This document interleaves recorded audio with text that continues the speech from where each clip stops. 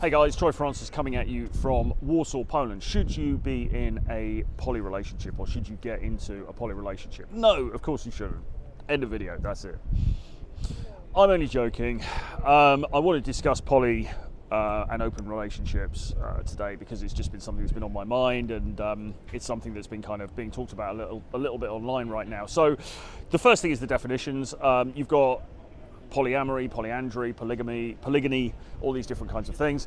I always forget the nuances of this stuff, but my understanding is that an open relationship is where basically you're emotionally committed to one person, but both parties have permission or the ability to go and have sex with other people if they so wish.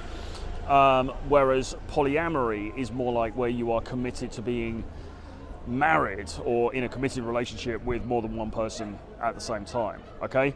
And then there are other shades of grey around it. I think that's correct anyway. Somebody will no doubt let me know in the comments. But and I was interested in this because I've been launching quite a lot of like Destiny stuff recently after his Destiny, as people will know.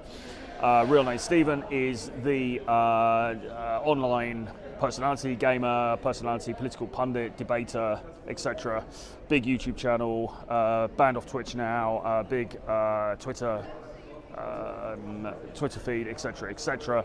Kind of controversial character who has blue hair and is bisexual, reportedly, and is in a and this is why I was keen to get the definition down, because what I think the correct terminology would actually be an open marriage with his partner, who is a lady called Melina. Okay, so they're in what I believe to be an open marriage in the sense that they're married, they are therefore committed to one another in a partnership, but they can both go and have sex with other people. Okay, now Destiny gets a lot of stick online for this, as you can imagine, from the sort of manosphere people, from the red pill people and so on.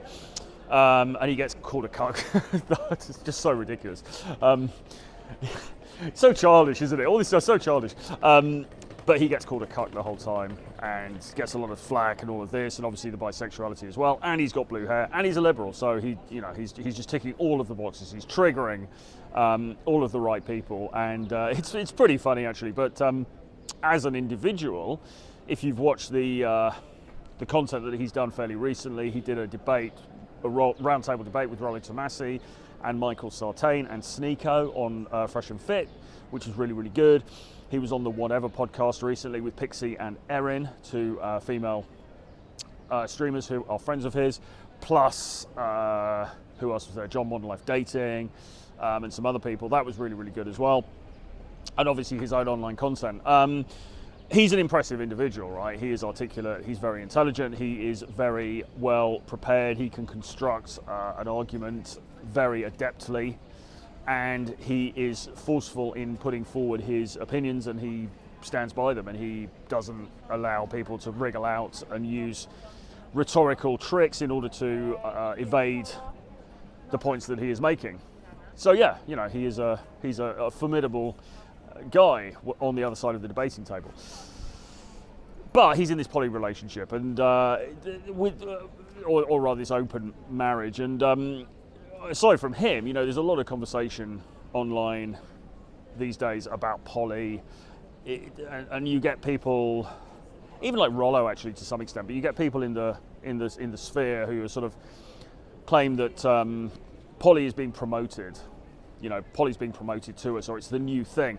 And actually, I think it was Rollo recently who was saying, when you look at open marriages or poly relationships, we're really sort of, the thing is this, right? Monogamy is kind of doesn't really work very well. Okay, monogamy is really, really difficult for everyone involved, in my view. I think it's difficult for men because men have a high sex drive and they're programmed to want to go out and procreate and all the rest of it. But I think it's difficult for women as well, because to be quite frank, the problem is that after a few years, it's all great at first, but then after a few years, being monogamous and having your sole partner with one person, it just gets a little bit boring. Even with me, I mean, as hard as it is to believe, guys, with such a fascinating and multifaceted character as me, even with me, it gets a little bit boring, because in the end, you're only one person, and the mystery goes if you're living together and you're you sort of, your washing's all over the floor and you've got to share the bathroom and all this kind of stuff. Like, it gets, familiarity breeds contempt. It gets a little bit dull, and people want variety. I think myself that one of the biggest problems that we have as human beings is that we crave two discrete and separate things that are actually opposing things. We crave security and comfort, which is exemplified by one single partner who's there for us and through thick and thin and ride or die and all that. But we also crave excitement and adventure and variety, okay? And it is hard to have both of those things together, and it's really impossible to have both of those things together in the context of a strictly monogamous relationship, because by definition, one partner can't give you variety. It's just not possible, okay? So yeah, I think monogamy is difficult. It works okay for a few years, and then people start to get bored, and then the arguments start, and sometimes cheating ensues, and sometimes people just break up, and whatever. And we see the divorce rate is obviously very high, generally speaking, across the world. You're looking at an average of about 50%. And of course, as is often cited, more women than men initiate divorces. It's something like 78% of divorces are initiated by women rather than by men. Okay, so women are also, not too happy long-term in monogamous relationships either. Okay, so it's difficult. So what Rollo said, or his argument was, well, actually what we're seeing now with all this talk about poly and these like poly relationships, open relationships and things, it's basically people sort of pushing at the boundaries of monogamy and trying to figure out, all right, so how can I just amend this a bit so that I can make it work for me? An example of this are the guys, the red pill type guys, the likes of Justin Waller actually, and probably the Tates and other people who will look to create or be in a relationship that is open on one side and that is open on their side. So basically the woman is faithful, and if they have a child or they've got children or whatever, then she will look after that side of things, and the man is then free to go and, on occasion maybe go and be intimate with somebody else, but not to overstep the boundary in terms of going and falling in love with somebody else, or necessarily giving resources to somebody else, or sharing resources with somebody else. But certainly in terms of sex, because the argument goes, well, sex is just this physical act that doesn't really mean very much, particularly for men. It shouldn't be a deal breaker for the guy just to go off and have sex occasionally, but she's still his main girl and his queen, etc., etc. And that's how it goes. Now that open relationship, or rather a relationship that is open on the man's side but not on the woman's side, is basically an attempt to push the boundaries of monogamy somewhat. So okay, let's just tweak this a bit. Let's just push this a little bit, because monogamy is clearly not working, and so society and the players in society are trying to find ways to sort of not to throw the baby out with the bathwater, but just to sort of make it work. Okay, and then you go beyond that, and you get proper, full-on, like poly relationships where, and you see this. I mean, I've seen documentaries on, Netflix, whatever it is, where you get two chodes, you get two idiotic, low value guys, and they're in some sort of relationship with a girl. I mean, God, that's just horrendous, really. Particularly when you look at sometimes the quality of some of these people is not high. But I certainly saw a documentary a while back where there were two sort of dorky guys, kind of gamer guys. They're both in a relationship with this girl. The girl was not, I have to say, particularly attractive in my view. And they would kind of take it in terms to be intimate with her. I guess depending on her, her mood at the time, which one she selected or whatever. Sounds like hell on earth to me. Not something I would ever enter into, but nevertheless, there it is. I suppose, and then you've got the more like the harem kind of way of doing things, where the man has multiple wives. So there's that, which I guess for the patriarchally minded is probably the right way of doing things. Still sounds like a bit of a headache though, to be honest. It's preferable. I mean, don't get me wrong, it's absolutely preferable, but the jokes write themselves, don't they, really? I mean, one woman is hard enough, let alone having a bunch of them in your house. So there's that. And then you've got the open marriage thing, the open relationship thing, which is basically, like I said, you know, the Destiny model where you guys are together, you are the primary couple, but if both or either of you want to step out from time to time, then you can do that. Now, is this something I would recommend? No. Is it something I would ever enter into myself? No, absolutely not. It just, man, it for a start, you know, I can't help the fact that I am somewhat territorial. I don't think abnormally so, but I think I am somewhat territorial in a relationship. I don't think that, you know, I don't think many guys really want to have their wife being intimate with other guys. Really, I just think that that's a very difficult pill for most men, I think, to swallow. Now, it was really interesting because there was a great video. It's a great video. There was a very interesting video clipped from a stream of Destinies where he's arguing with Melina, and it seems like from that video, because basically apparently they have this arrangement whereby the agreement is that they can only step out when the other one is stepping out as well. So he can't go and sleep with someone else unless she is also going out to sleep with someone else. I don't know if on the same night or in the same sort of time frame or whatever, but basically I think it's an attempt to sort of keep it fair. So it's not like somebody's just going out and doing stuff the whole time and the other one's just sitting at home, okay? But the difficulty that he has found, I'll link the video below, by the way, so you can have a look. The difficulty that he has found, according to this video, is that actually she doesn't want to she doesn't want to step out that much, and she's saying it starts off because he's upbraiding her for kind of saying, oh, I can't find anyone to have sex with, and he's saying, well, this is ridiculous, what are you talking about? You're an attractive young woman, of course there's going to be guys queuing up to have sex with you. She's like, yeah, but I can't find. And what it comes down to is, what she's kind of saying is, she wants a guy of a certain quality, and she feels that's not easy to get, and sometimes she's not sexually in the mood anyway, and etc., etc. So the difficulty in that dynamic is that actually, as the guy, he probably wants to step out, you know, quite a lot, and she doesn't, and so that's now limiting his ability to step out. And it's not actually. It's not an issue I'd heard about before. It's not a problem that I'd heard about before in regard to these open relationships, or I didn't really thought of. But actually, when you consider it, it makes a lot of sense, because in general, you know, women do have a higher propensity to pair bond. You know, like when she's with her man, you know, generally speaking, she's. It's been said before, hasn't it? You know, the woman doesn't necessarily even see other guys.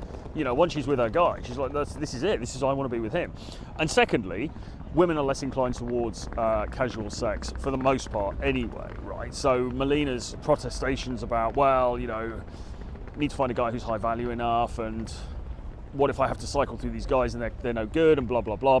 It all makes sense. It all makes sense, because that is really the kind of female attitude to sex for the most part, right? I mean, women are notoriously quite picky, and they want to find a guy who they feel is right for them, and so on. So it all makes sense. It's very amusing, but it all makes sense. But what, generally speaking, what we think about when we think about that kind of relationship is the guy's being cucked. And of course, this is why Destiny gets all of this criticism online. The girl is going out and stepping out all the time. She's able to get sex very easily. He isn't, okay? This seems not to be the dynamic on the basis of that video in the Destiny-Melina relationship. But regardless, because this isn't about them, to me, the whole thing just sounds like incredibly tiresome. And look, even a conventional relationship is draining and tiring and can be stressful. I mean, don't get me wrong, conventional relationships can be fucking great, right? I mean, some of the happiest times in my life have been in relationships, but also some of the worst times in my life have been in relationships as well, because suddenly you're dealing with, it's not just you, you know? It's not just you. It's like now suddenly you're dealing with somebody else's psychosis, somebody else's crazy, somebody else's requirements and demands and fears and sadness and happiness and everything else, and it's quite a lot to take on. And you know, even in a normal relationship, there might be jealousy. There might be jealousy from her part towards you. There might be jealousy from, you know, about what she's doing. She goes out after work for some drinks with her work colleagues. You're sitting at home, what's she doing? Blah, blah, blah. So there are enough challenges and demands in a conventional relationship to then bring in, I mean, God, to then bring in this other element to it is just, it just exhausts me even thinking about it. It's never something I would enter into. It's never something I'd ever enter into. Because basically, like, if I like the woman, if I'm into her, I just don't want her playing away. I just don't, okay? And so for me, and this is the interesting part, right? Because I saw a clip with Destiny basically saying, look, before I got together with Melina, I didn't even know that I wanted to get into a relationship again or date again, because he said, I like to go out and meet, you know, screw around. I like to meet different girls. I like to fuck. So I wasn't even sure that I was going to actually get into something again. Then he meets Melina, and for whatever reason, you know, they end up in a relationship and then they get married. So, but for me, that was the wrong solution. I mean, obviously they can do what they want, but I mean, for me personally, the solution is not, okay, well, I'm going to marry somebody and then we're going to keep it open so that I can, you know, spread my seed and enjoy myself. The answer is to not get married, right? The answer is to not get into a relationship, okay? Because if you, as a man, you are honest with yourself and you say, look, what I want to do is I want to be promiscuous. You know, I love sex, I love women, I want to meet different women, I want to enjoy that side of my life. The right thing to do is to be single, all right? And you might then say, well, yeah, but then sometimes it gets lonely because, you know, it's nice to have a partner and stuff like that. Well, you know what? Sometimes in life you've got to make sacrifices, right? You know, it is just so emotionally draining and onerous to think about being in a partnership with somebody and then having to navigate this ridiculously arcane sort of painful kind of territory of like, oh, well, she can fuck that person and then I'm going to fuck. I mean, you know, for a start, I wouldn't do that anyway. But secondly, even if you were open to that, I mean, what a nightmare, you know, and it's just incredible. So, and this is why I will often say in videos, you've got to think about what you actually want and you've got to be honest about it, because I think a lot of the time guys actually, if they were completely honest with themselves, what would they actually want? Well, they probably want to be single and maybe, you know, shag around a bit, you know, have some exciting different experiences, you know, with different women and stuff like that. I think a lot of the time guys are, firstly, they don't think they've got the option to do that, okay? That's one thing. Secondly, maybe because of societal influence, they think they should do the right thing and be a high value man and, you know, settle down with Mary Jane and make a go of it and be the good upstanding citizen. And so guys will end up in these relationships that perhaps really they didn't want to be in, okay? Because they were going against their better judgment of themselves. They're just doing it because they think it's the right thing to do. And then you get stuck, okay? But don't then think, for God's sake, well, okay, the answer is let's open this up. Let's make it open on both sides and we can both have a bit of fun. It's going to be great because we can come home to one another. It's just not the answer, because then you're just introducing so many more complexities, so much more pain, so much more aggravation, so much more shit into the thing. It's really not worth it, okay?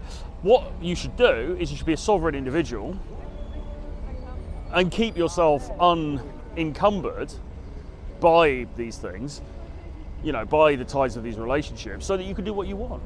Because, you know, and if you think, well, I can't do that because I don't have the options, because I can't meet, you know, the women that I would like to meet in order to make that work, then you need to figure out, okay, so how do I get around that then? Okay, so how do I upskill so that I can bring the women that I want to into my life? And if you're thinking about that, then obviously you need to have a conversation with me. So there is a Calendly link below. You can get on a free call with me and we can talk about how to upskill you for the modern dating arena.